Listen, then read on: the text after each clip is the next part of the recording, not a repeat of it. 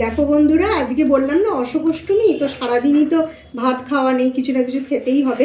সন্ধেবেলার জন্য শাশুড়ি মা দেখো মুগ সেদ্ধ করে রেখেছে, ডাঁটা, আলু, রাঙালু সব কিছু দিয়ে এটা সন্ধেবেলা খাওয়া হবে। আর দুপুরবেলা খাবো ডালিয়া। এখন একটু ডালিয়া রান্না করব, দুপুরবেলা হয়ে যাবে। আর রাতে লুচি করা আছে, ব্যাস সারাদিন আজকে এইভাবেই কাটবে। অল্প দিন আপনি আর আমি খাবো, তার ভীষণ বেড়ে যায় না ডালিয়া করলে পরে, অনেকটা হয়ে যায়। এটা হয়ে যাবে দুজনে? ডাল দেবো তো?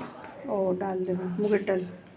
আমি কিছু সবজি নিয়ে নিয়েছি, সবজিগুলো খিচুড়ির মধ্যে দেবো আর কি, ডালিয়ার খিচুড়ি করব। তো এর ওপরেই দিয়ে দিই। হ্যাঁ হ্যাঁ, অনেক বেড়ে যায়, সেই আবার থেকে যায়, অসুবিধা হয়। ঠিক আছে, দেখো খিচুড়ির জন্য সবজিগুলো একটু ভেজে নিচ্ছি।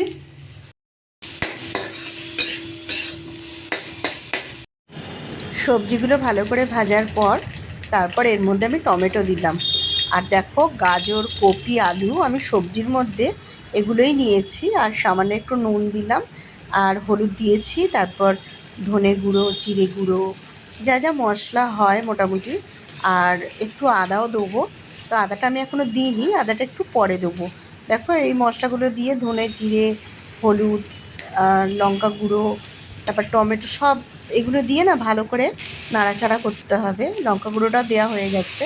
আর দেখো টমেটোর যে আমি দানাটা বাদ দিয়েছি, সেই জলটা ছিল, সেই জলটা একটু সামান্য দিয়ে দিলাম। আর এখানে আমি ডাল আর ডালিয়াটা ভালো করে ধুয়ে ছাঁকনির মধ্যে জলটা ঝরার জন্য রেখে দিয়েছিলাম। এবার এই সবজিগুলোর মধ্যে আমি দিয়ে দিলাম। আর কপিটা আমি আলাদা ভেজে তুলে রেখেছিলাম, কেননা কপিটা এখন থেকে প্রেশারে দিলে পুরো গলে যাবে, তাই আমি ফুলকপিটা দিইনি। দেখো এখন আমি আদা বাটাটা দিলাম। আদা বাটাটা একটু পরে দিলে না, তাহলে একটু তেতকুটে ভাবটা কম হয়। আর এদিকে দেখো খুব সামান্য পরিমাণে কপি ছিল ভাজা, কেননা শাশুড়ি মা আর আমি খাবো তো, অল্প করেই দিয়েছিল। আর ডালিয়াও খুব কম পরিমাণেই ছিল, দুজনে খাবো। এবার যে পরিমাণ ডালিয়া দেখছো, এটা কিন্তু অনেকটাই বেড়ে যায়, এটা খেয়েই আমরা শেষ করতে পারবো। আজকে তো তোমাদের ঝোল ভাত,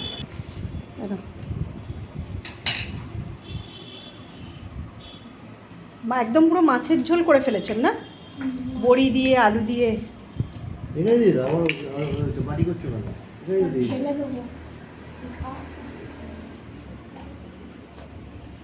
তাহলে লোক থাকছে না রাস্তায়, 12টার পর রাস্তায় মানে মানে গরমে আর কেউ বেরোতে চাইছে না।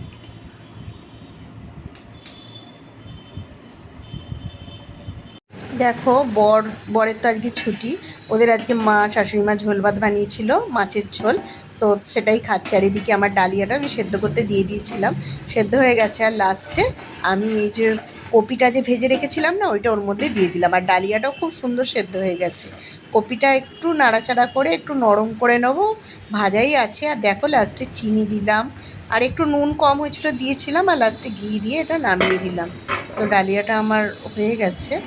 আর এই ডালিয়াটা কিন্তু খেতে খুবই ভালো লাগে। নিরামিষ দিনে যেদিন ভাত খাওয়া থাকে না, সেদিন এই ডালিয়ার খিচুড়িটা খেলে মনেই হয় না যে ভাত খাইনি।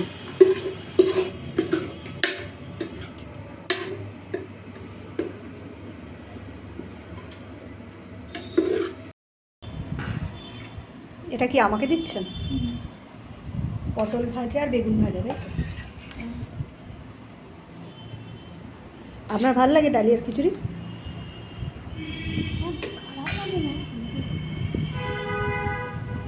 খেয়ে দেখুন কেমন হয়েছে। ব্যাস ব্যাস, আর না। ডালিয়ার খিচুড়ি হয়ে গেছে, আমি আর শাশুড়ি মা খেয়ে নিলাম। তো বন্ধুরা, ভিডিওটা তোমাদের কেমন লাগলো অবশ্যই তোমরা কমেন্টসে জানিও। আর যদি তোমাদের ভালো লেগে থাকে, তোমরা আমার পাশে থেকো।